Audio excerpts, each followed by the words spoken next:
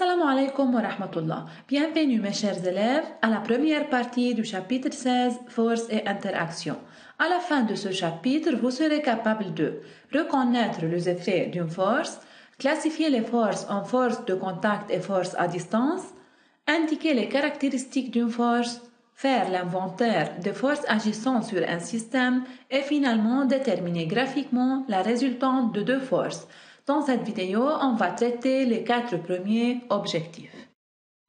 Commençons tout d'abord par le concept d'une force. Qu'est-ce qu'une force? Nous avons étudié en 8e et en 9e année qu'une force est une action mécanique de pousser ou de tirer exercée par un corps sur un autre. Mais comment peut-on savoir qu'il y a une force? En fait, on sait effectivement que la force existe par ses effets. Alors, quels sont les effets d'une force qui mettent en évidence son existence? Laissons-nous voir cette vidéo.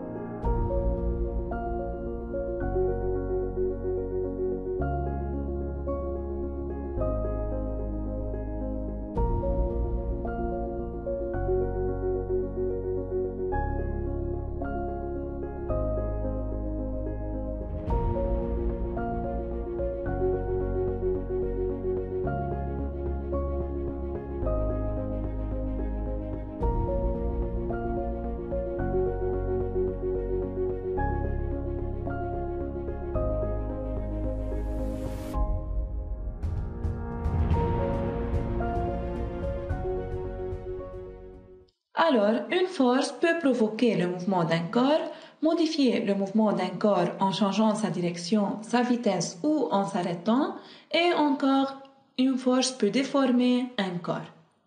Après avoir défini la force et connaître ses effets, on va vous rappeler les types de forces. Les forces sont classifiées en deux groupes, les forces de contact et les forces agissant à distance. Quelle est la différence entre ces deux groupes? Laissons-nous voir quelques exemples de forces particulières dans chaque groupe.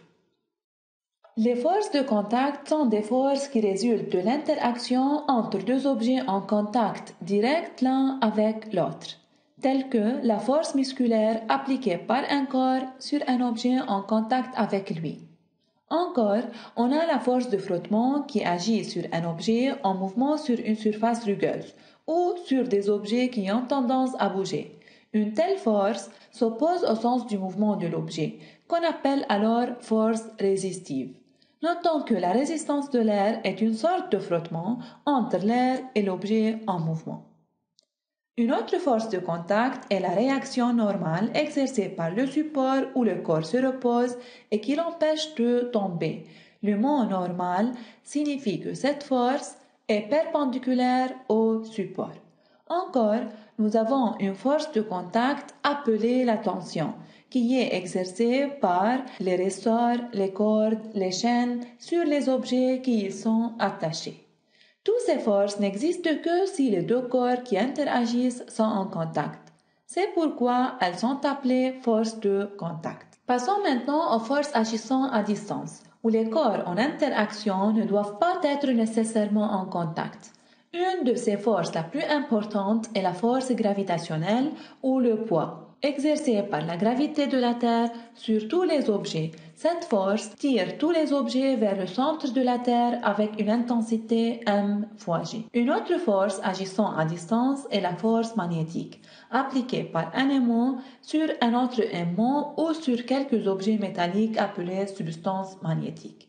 Nous avons encore la force électrique qui existe lors de l'interaction entre deux objets chargés ou au moins l'un d'eux est chargé. La force électrique pourrait être une force attractive ou répulsive selon les charges portées par les deux objets, où les charges de signe opposé s'attirent et les charges de même signe se repoussent. Maintenant, des différentes forces peuvent avoir les mêmes effets. Alors, comment pouvons-nous les distinguer? Quelles sont les caractéristiques d'une force et comment peut-on la représenter?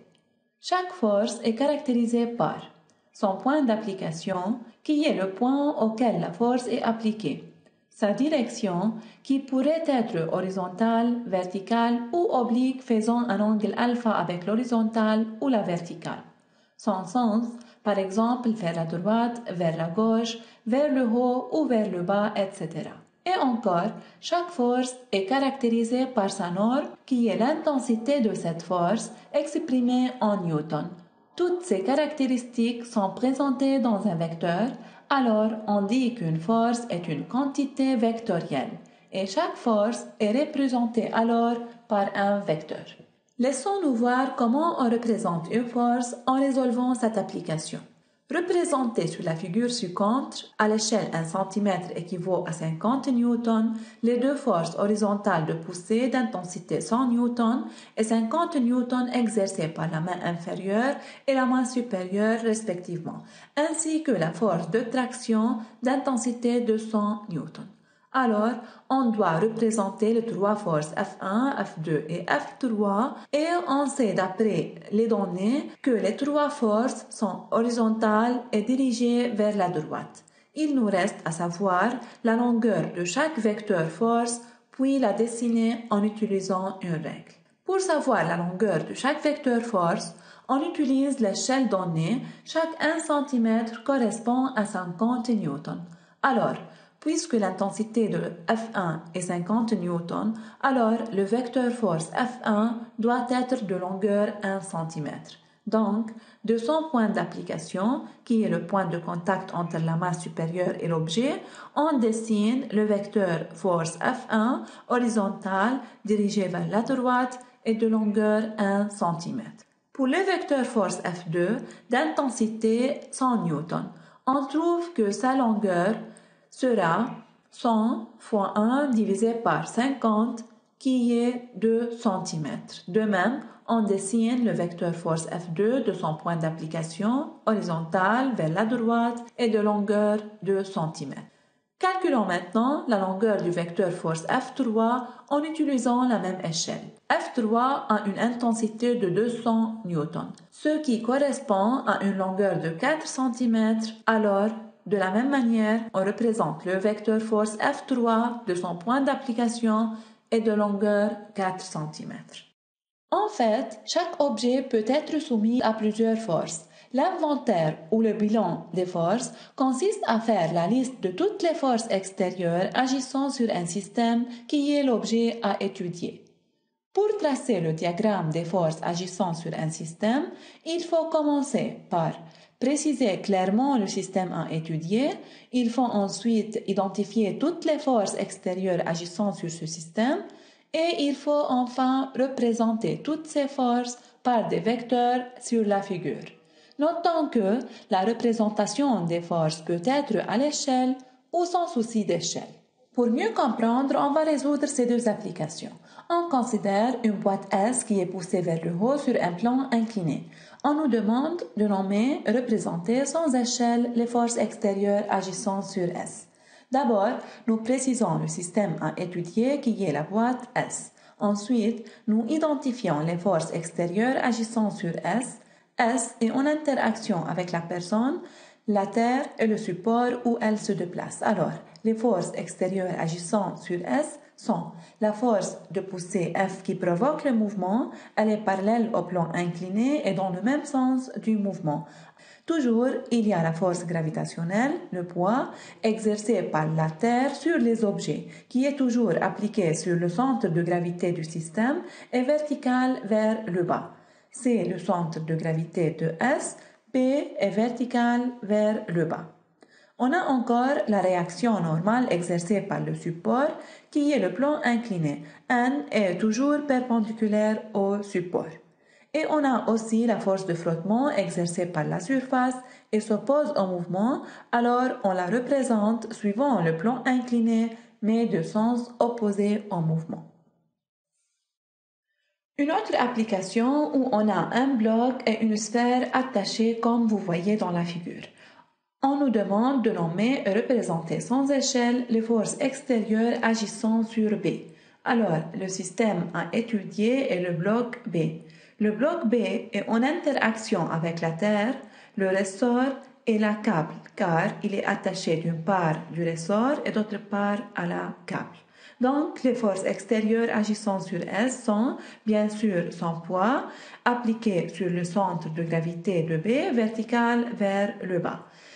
On a la tension exercée par le ressort sur B, notée par T1, appliquée au point de contact entre le ressort et B, verticale ascendante. Et la tension exercée par la câble sur B, notée T2, appliquée au point de contact entre la câble et B, verticale descendante. Est-ce qu'on peut citer encore le poids de S? Non, nous ne pouvons pas, car dans notre cas, le système à étudier est seulement le bloc B. Maintenant, quand il nous demande de nommer et représenter les forces extérieures agissant sur S, alors le système étudié sera la sphère S. Et on liste alors le poids de S appliqué sur le centre de gravité de S, vertical vers le bas. On le note par P' pour le distinguer du poids de B. En plus, la sphère S est attachée à la câble qui l'empêche de tomber. Alors, il y a encore la tension nommée T2', exercée par la câble sur la sphère et qui est verticale ascendante. Finalement, voici un résumé des idées principales de cette vidéo. On a vu qu'une force peut provoquer le mouvement d'un corps, modifier le mouvement d'un corps en changeant sa direction, sa vitesse ou s'arrêtant le mouvement, et peut aussi déformer un corps. On classifie les forces en deux groupes, force de contact et force à distance, et on a défini la force comme une quantité vectorielle ayant les 4 caractéristiques d'un vecteur: point d'application, direction, sens et norme ou intensité de la force en newton. Et finalement, on a étudié l'inventaire des forces qui consiste à faire la liste de toutes les forces extérieures agissant sur le système à étudier et qu'il faut bien préciser. C'est la fin de la première partie du chapitre 16. Merci pour votre attention et au revoir.